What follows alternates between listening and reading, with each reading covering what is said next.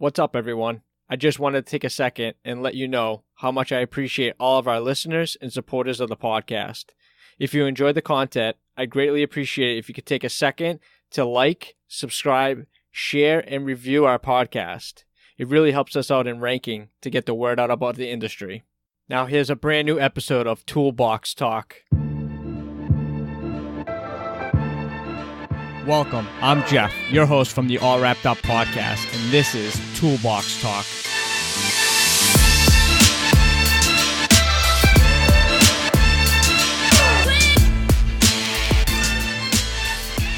Alright, so we'll go live. We've got Luis Tirado. Is that correct? I know we've talked about this prior, and I didn't want to mess up your last name. Oh man, sounds really good. Are you Spanish? No, close enough to Portuguese. European, but I try to do my best. Yeah, you did pretty good. You did pretty good. I appreciate it. Now we've got the creator of the BladeCage, Luis. How are you today?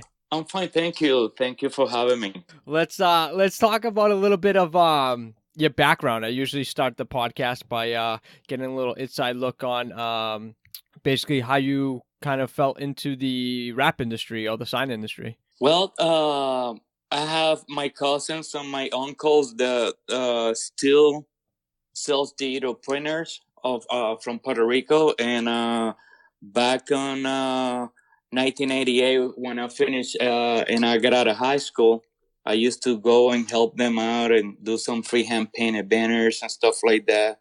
At that time is when the Gerbers and all the vinyl cutters started coming out with some self-adhesive vinyl, some of the 651 oracles and 751 and things like that. And we projected a lot of images and one shot painted as well. But nice.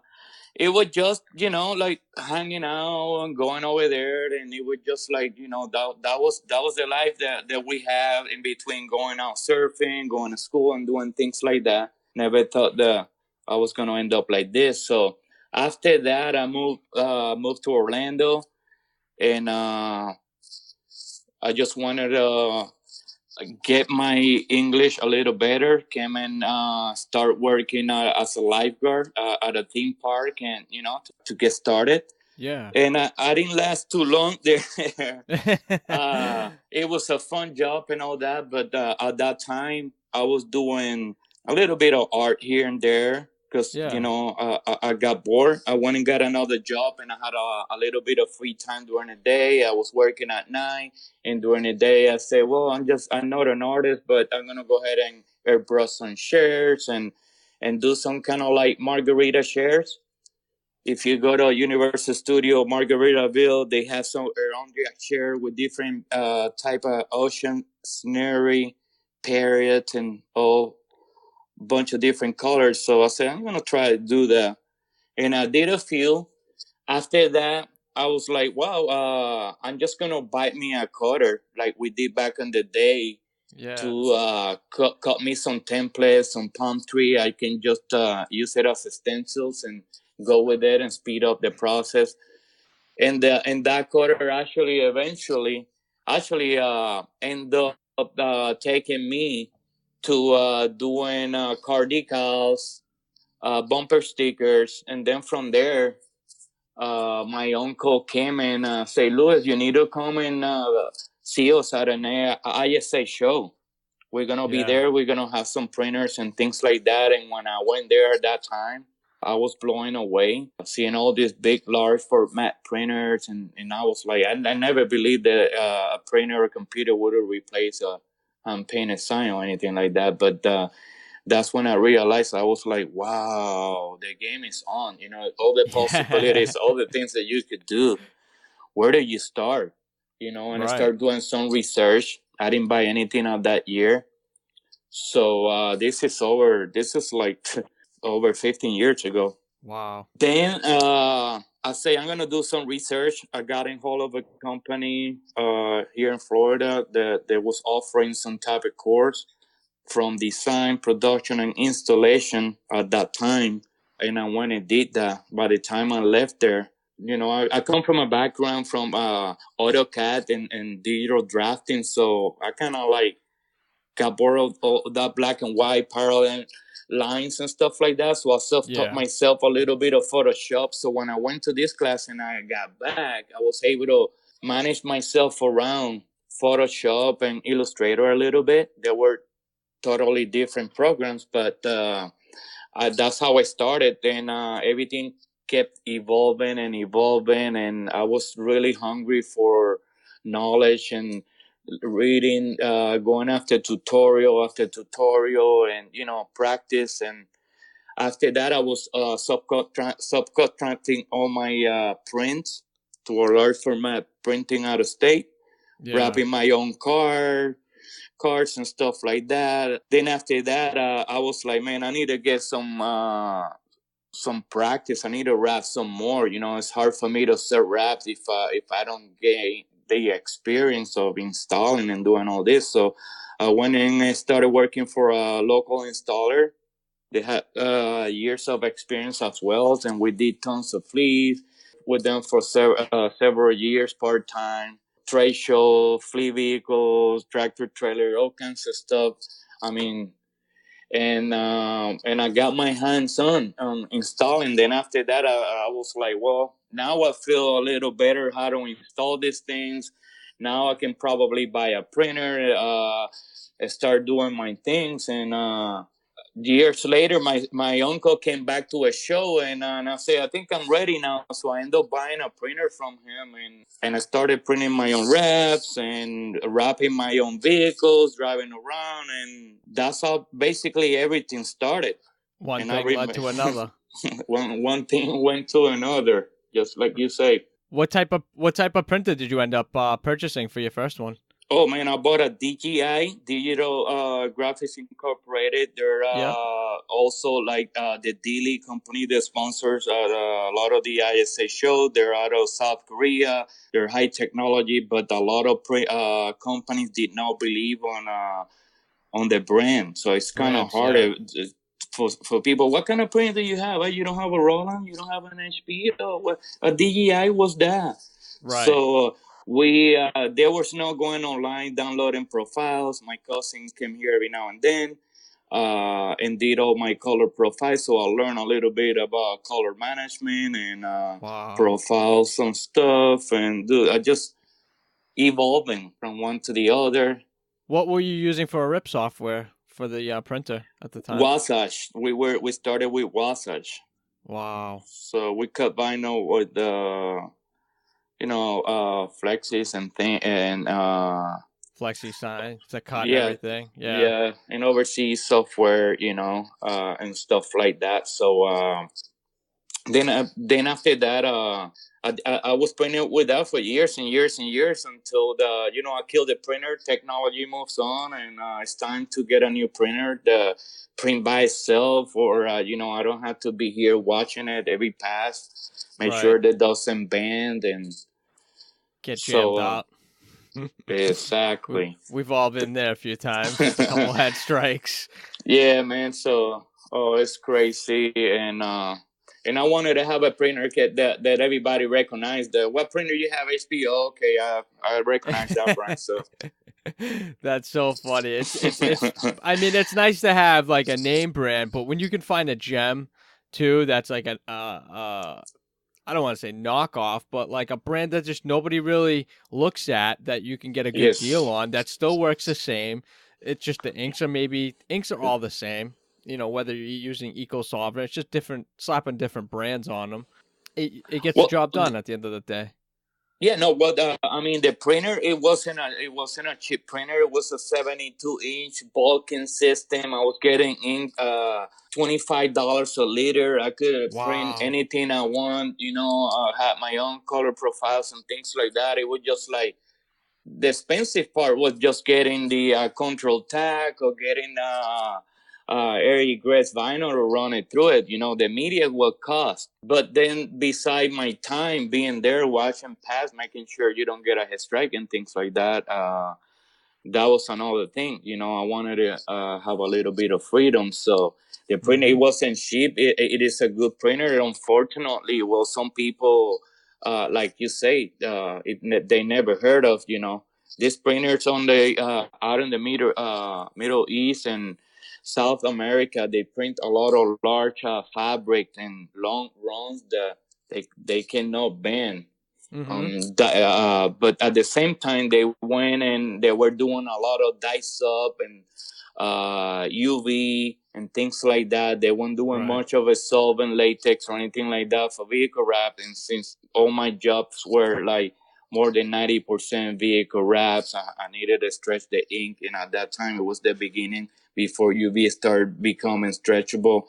That was the another reason why I didn't want to continue going with DJI and also going to a more recognizable brand in the US. Right. What were you running for a laminator? Actually, I was having an eBay, the cheapest $1,500 laminator that was Yeah. going on a track. Sometimes I had to laminate. If I had a lot of vans, I had to laminate a panel at a time. Yep. And things like that. But it got the job done. I did a lot of raps. Nowadays, I'm like, man, I remember those days. Can never forget Oof. where I'm coming from. Yep, So exactly. I had a little, I had a 55-inch Dage laminator. I think that's like the cheapest laminator you can buy. And same deal, yes. you can only laminate like 6 or 7 feet at a time before the thing walked off the laminator. It sucked. Yes. I remember I had a sheet of acrylic that I used to mount my panels. It was like 125 inches long. Anything longer than that, I was gonna have a hard time laminated, like long bolts and stuff like that. I had to take it Yeah. somewhere. It was time when the new laminator came, and it was totally a different story. Yeah. Tell me about your setup now and kind of how your shop has evolved since then, like employees and things of that nature. After that, after a show or so, I ended up coming across one of my guys, some of the people from 3M Commercial Graphics, and they asked me if I wanted to be involved in doing some projects for them and stuff like that, and I sure did. After that, also I went and got trained, got my certification. They wanted me to get all my certifications on time in order to work for them and Yeah. get everything right, and we all be on the same page. So being going and getting certified helped me a lot, because I don't know if you're not certified, it's very difficult for the manufacturer to hire you to do Install. demos and get installed and getting more jobs. Right. Then after that, well, I started to get more job. Businesses started it started to get a little better. I was able to. I was at that time had years in the business, finished paying all the old printer, and at that time I was able to upgrade my printer. I had a new laminator then. Mimaki Cutter FX. Right now I'm running a Mimaki FX2, 62 inches. Then HP 360 I have for a couple of years, and an Elite laminator I got from TubeLight is roll to roll. I had it for years, and I can roll 150 feet there from start to finish with no problem. So Oof, that's awesome. it's just nothing but big rollers and a spool and a chain and a switch. So it's That's nothing awesome. special. That's nothing special. That's what I'm looking for right now. Another laminator, running 1,500 square feet, not a big shop, a split and front office with the design and a back room for printing and cutting. And I have a bay with a 14 garage door that can suitable for large vehicle, tractor trailers, and things like that. That's awesome. Um, And how many people you got working with you? Right now, I have actually five guys working with me, including me, account manager, couple installers, and designer. Sometimes we get a lot of jobs in a short period of time, and I freelance some help. We got a couple of jobs coming in that I might need some help all at once, and we do that. That's So awesome. I'm able to stay in touch. But if I say I'm gonna do the job, I will make sure, or I will do anything, whatever it takes to make sure that the customer's happy, the job actually go through, and everybody's happy. That's my main concern. Then after that, then we'll all get paid. But if you have a job that's coming in town, customer, the show must go on, graphic needs to go up. No matter what happened, we gotta make it work. We gotta make that customer happy. That's what mattered to me, and that's what mainly focus on my job. Being That's awesome. organized, being trying to be as clean as possible, being responsible, being professional. We do a little bit of everything, mainly 90% wraps, but we do a lot of trade shows. I do some ride vehicles for a company that distributes around theme parks locally and out of state and overseas. We do some work for some local theme parks as well, structures, buildings, anything that comes around. Very, very little minimum signage. Right. You don't say So no to anything. I don't If it's say a no to wrap, anything, but mainly self adhesive vinyls. keeping it simple to what you're comfortable with. Yeah. So this industry is just growing, and like you say, color changeover, digital printing, architectural films. There's a lot already in this industry itself. No counting with electrical signage, illuminated signage, Right. and everything else that involves graphics. Right. Yeah, I love the signage stuff. It's just a lot of more work goes into the signage with pulling permits and Correct. if you're using LEDs and you got to get UL certified products and have somebody that's knowledgeable and putting those together. It's a lot of work than just getting a car in, wrapping it and then see you later, you know. Correct. Correct. And Yeah. I love what I do. I like what I do as a rap, and I'm not just gonna add a product because it's just no. If I need to I need to love what I'm doing. Right. Just to I could hire somebody else maybe in the future if he wants to, but I don't know if I want to deal with that. I just want to focus on raps and possibly tools and things like that more than anything. Definitely. So let's talk about tools. You've got this great product, the BladeCage. How tell me, how did you come up with this great idea on building this great little box?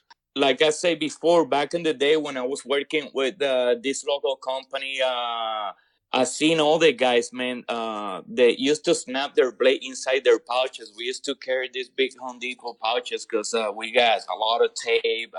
We're doing big wraps. We got to tape those up, and these people like big pouches with multiple pockets and stuff. And right in the main pouch, man, everybody snap their blades. Including my son. I have a son that does it is a 3M preferred knifeless certified. He's done some shows, he's done some SEMAs, he's done as well as a lot of people know him, Fabian, and I was like going to him. I said, "Look, son, you have a lot of snap blades in there, man. You keep on looking in your pad, you're gonna cut yourself, and be all right." And that got me thinking. Then this guy sometimes used to come over here and help me rap. We used to do a lot of project, man, and there was so much scrap plates on the ground that it wasn't even Mm. funny. This guy would come, bing, snap it on the ground, bing, snap, bling, bling, bling.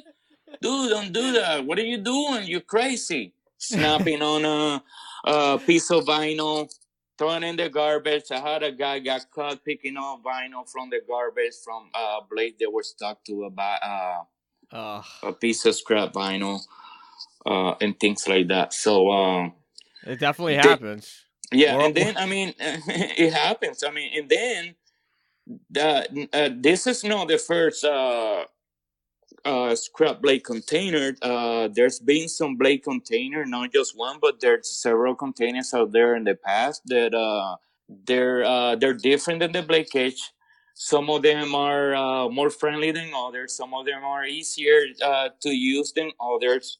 Some of them does the job. Some of them don't do the job as they say they do. Yeah. So we just kind of like look at all of them and kind of start thinking. Right next to me right now, and for the past years, all I have is machine chops. If I cut a hole on my wall right now where I am, I come across where we are making all the blade cages. Wow. It's a friend of mine, and that guy happened to work with me back in the days, and he's happened to be there now next to me for over 6+ years. Wow. And I was like, Phil, look at this, man. Ryan, look, this is what I have. And it wasn't even like that, like the way it is now. It was gonna Right. be like a round container. But Really? yeah, it was gonna be like a round container, but it didn't have the look that I was looking for. It was a little difficult to be practical and be small, and Right. where you can put it in even on your small jean front pocket, fifth pocket. I wanted something to be where you can just have that a squeegee, maybe a release tool, or your heat gun, whatever, and then you could do the job, and that's it. By just having it on your pocket, you squeeze in your back pocket, and make it small, practical, durable. I was thinking it has to be good looking, Right. a nice looking product, elegant, durable. That looks rough. I mean, all the above. Because otherwise, why going through all the headaches? Right. And it's such a minimalist product. I mean, when you hold it in your hand, you can feel that it's durable. It's not a light product because it's cut out of aluminum, right? Yes, it's right now. We did a few that were not what I was anticipating, and come up with. So Yeah. I went next door to my guy and I said, "Look, this is what I'm looking for.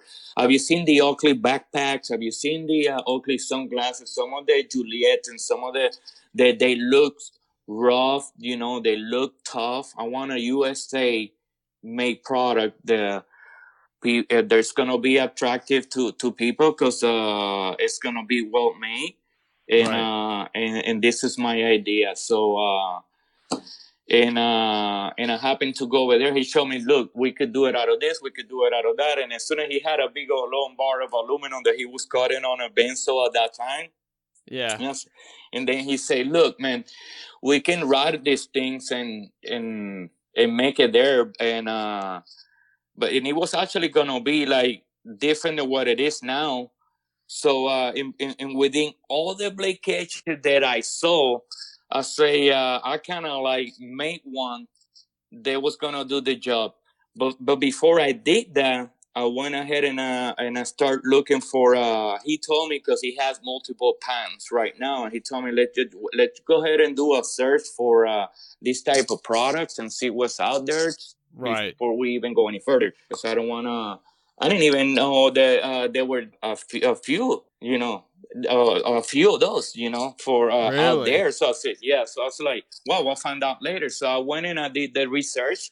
I hired an attorney, and we did the research. And I had three ideas, to be honest. Not many, no, just three ideas. So I started with that one. So as soon as I submitted, they got back to me and said, you know what? You are the first one that had filed for, submitted for a research and things like that. So this is good. It falls under hardware tools. Good. So we suggest that just move along with this, right away. How long was your waiting period? I'm sorry to interrupt, but how long was your waiting period to get that patent? Because I've What heard people do patents and they've been waiting like a year or so. No, that takes longer. So that you do the research, it got non-probation, and then you had to file. And when it came back, then nobody had a file for that. That's when I say, okay, well then before I do anything, I want to make sure I file for a patent for that, for Yeah. design, 15 years of design, and 20 years of utility. So fill up all the Wow. paperwork. It takes a little over a year for a design patent to come, and it can take 3+ years for a utility blade, utility patent to completely go through. So it's actually more than 2 years. Wow. And this So, all happened how long ago? 2000. it's going in the 3 years. It's going in the 3 years now. So Wow. it's being filed. It's in the process, and this within maybe right after this interview or so, we're just about to have the finals on the design, and then right after that, we should have the finals on the utility as well. So That's great. I love the product. I love the durability of it. Like you said, getting that design look, ruggedness of it, where it kind of fits into the rap industry. It's perfect. It's got some, rough edges, you know what I mean? It's not mhm. like all kind of soft and rounded. It's rigid and rugged that if it fell onto the floor, you wouldn't have to worry about it. It's Yeah. not going to crack or anything. And talk to me about your concept for the front, having that clear, almost like Lexan plexiglass look on the front to view the blades or see kind of, if it's full or not full. And tell me the process of what you came up with for that. There were some other one that you had to open, you had to see, you had to shake them, you had to kind of feel the way to see how full they are. As being already being out of a solid aluminum block, I had to have a way to see how full it is, and to see the capacity in it and how much it holds, and stuff like that. I was gonna do a regular lid, but I figured, it was just gonna add more time on the machine or this process. Every time you add something at time, I want to make a good product, but at the same time, I don't want to keep in increasing the cost of making it, because I want everybody to have it, and I want them to be able to buy it, be affordable, and the price to be right and not to be so expensive by the time we do all these fancy little things here and there. Right. And I love that the plexiglass, is it plexiglass in the front or is it like It's co- Lexan? it's correct. No, it's a plexiglass, and we manufacture the blade cages right here next to me, literally next to me, next door. Yeah. I do all the engraving here. We do all the lids. We cut all the lids with our laser. Also, that I didn't mention, I have a laser cutter that we cut all the lids and things like that. Do the engraving on it, and the boxes as well. Right. And also the reason why the acrylic came about, it was because I figure, okay, we have 3 BladeCages. How am I gonna know that's you BladeCage that this is mine? So we had it clear at the beginning, and I don't know, out of nowhere, it just like a light bulb just got lit up in my head. I said, you know what? Well, actually, I had like a little sample, acrylic sample, it was laying around. Let me see if I can find some of this, and that, I think that's gonna look good. And that was just like something just came up and spontaneous, and I went with it, and I got a couple of colors, and once we put it on the silver, that it was like, wow, that green and the yellow, it Right. was like, man, I like this looks like candies. Right. And I say, I gotta go with it now.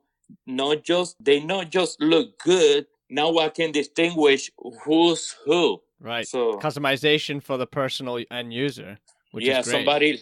somebody leave it on top of on a counter or anywhere, say black and a green, silver and a red, or that's so and so. So it's Right. easier to know who's who. I love that. And how many colors do you have currently that are But available for purchase? we have actually, I was gonna believe we have 7 colors right now. And then the blade cages themselves come in raw aluminum, or what are they, powder coated black?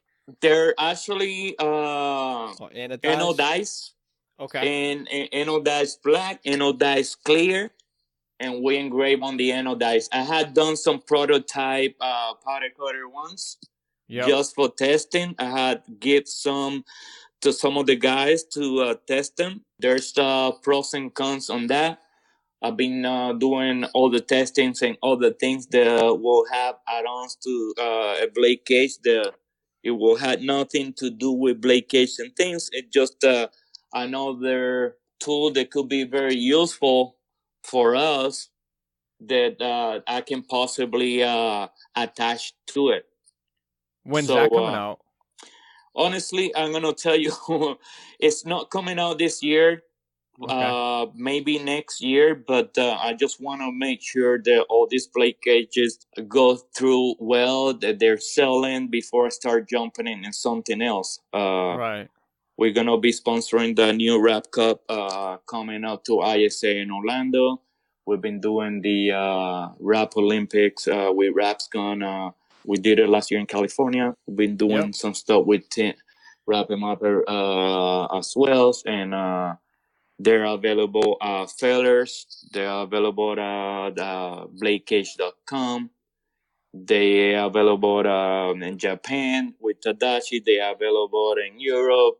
They are available in Australia with Read Signs. So I've been working really hard to make sure that everyone that we know across the world has one. Joffrey and everybody else that all of us have seen online, man. I just can thank everybody from the good response the Blade Cage has been having. I can thank enough to the mob, Frank Fellers. I mean, 3M Commercial Graphics, everybody that has helped me promote, and everybody that believe in the product. Can thank him enough. Yeah, no, and I got to thank you for sending over one of the blade cages over for a 1K giveaway as well. And, and taking a look at it personally, for me, it's such a great product. And it's probably a product that, people don't, necessarily would think as a tool. But for me, I'm old school. I would break those blades and put them on the floor, and the worst thing you could happen is running one over and it popping a tire by accident. I mean, just that, or even the most common thing would be cutting yourself. Sticking your hand in your bag, and all of a sudden you catch a blade in the finger. It's the worst feeling in the world. You don't want that to happen, and it's such a great tool for the industry to have. And at the end of the day, it saves you time. One less thing you got to clean up at the end of the day. Correct. And also the magnet itself. There's a lot of thought that went into the magnet itself, where we have it included on our pan as well. The shielded rare air magnets are very strong. If that magnet by itself without that shield, it could just like being attracted to any type of metal and just fly across the the counter and slap against the metal and snap and break because they're brittle. So Really? so I kind of figured I had to do something about that, and added the clear shield to it to if in case it breaks, it'll be in one piece, and you'll still be Intact. able to continue using it until you could get a replacement at the time. And to be honest, having had in all the blade cages that I have sold since they've been around, I think I had two magnets that have broke. No, that they're not gonna break. They could break if you drop it. I mean, from a ladder, there's a possibility if you landed on the magnet that could. Uh, Magnets are really inexpensive, but as far as the box itself or anything else, I believe it's pretty much almost indestructible. Yeah, it's great quality, and like you said, it's U.S. made, which is top notch. I think everybody nowadays want to support U.S. made products, even though the price might be a little bit more, but to keep everything in house, it's a good thing to give back to America.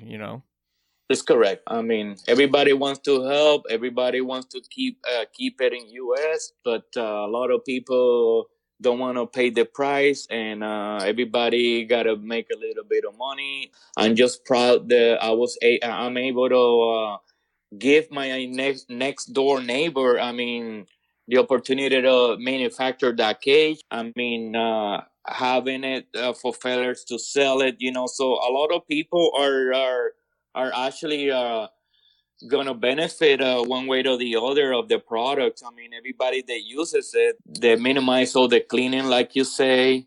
It's gonna keep them a little safer Right. on a job place. So Yeah, especially if the biggest thing is, especially if you're a mobile installer, you're going to someone else's shop or someone else's, facility to work, and you're snapping blades everywhere and you can't find a broom. Well, how are you going to pick them up? You're taking the scrap pieces of vinyl, sticking them on the floor, trying to pick up those blades, and, you have the potential of hurting yourself. And I think for a person that is mobile, it's a great product to have. Yeah, The cleanliness, everything. you could actually have a scrap blade stuck to your tennis shoes or to your boot or something, walk into a wood floor or Yeah. some kind of stuff like that, and cause a lot of damage. It happened once. It's probably not something that happens all the time, but If you open up the door of opportunity, it's bound to happen. yeah. That's the thing. And also too, which I like, which we didn't talk about too much, but it's basically anybody that has a blade, whether you're a window tinter or PPF installer, whoever like can use this, not just rappers, because I saw that you advertised like carpet guys that use it too. I mean, it's just versatile in any type of industry. Yeah, so we kind of like made the slot wider. We made it Yeah. really thin. We have to get that slot right just to make sure you get a clean snap, Right. And just to make sure that you were able to slide big and larger scrap blades as well. Which is huge because it leaves the door open for different types of blades to be used for it. Yes, and a lot of people had mentioned you need to make a clip. Some people had added a clip to it. I had worked in a pouch, separate pouch. But the idea when everything came up was to be slim and lean and mean, like we call it around here. So it can slide in a pocket, doesn't take too much space. I don't Right. want people to have metal cage hanging out their tool belts and things like that. But a lot of them has done it, has shown it on shows, and have paid off. I really appreciate that from the guys who had done it.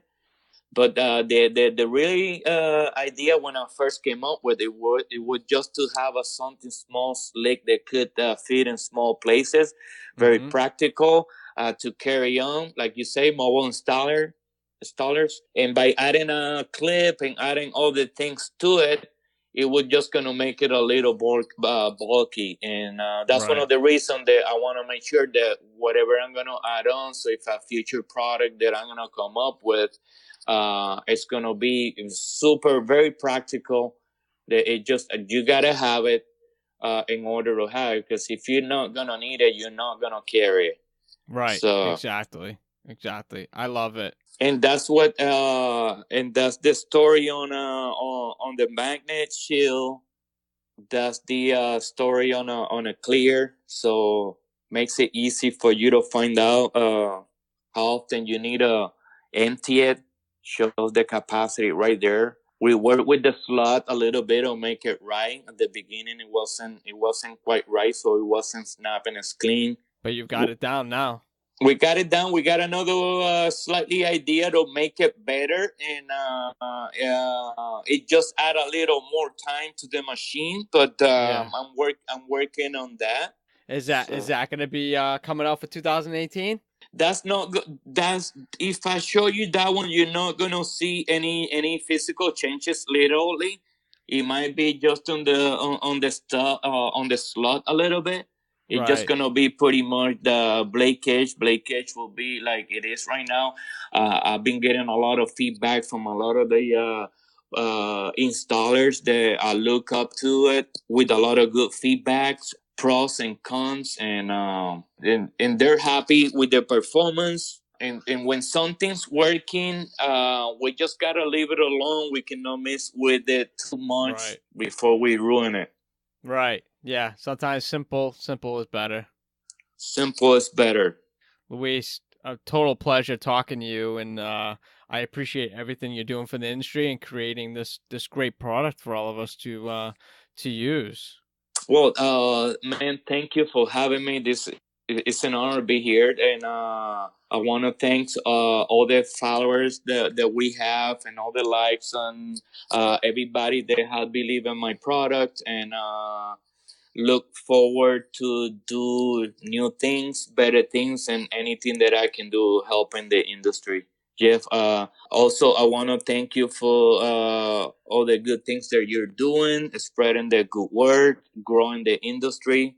I can never thank you enough for that as well.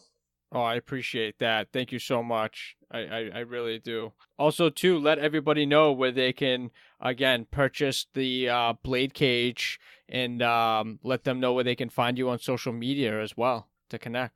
Just right now, you could go to Instagram, BladeCage, Instagram, WBC Graphics LLC for graphics company, and as well as in Facebook. You could find BladeCage at Fellers, Sign Gear. You can find it at BladeCage.com.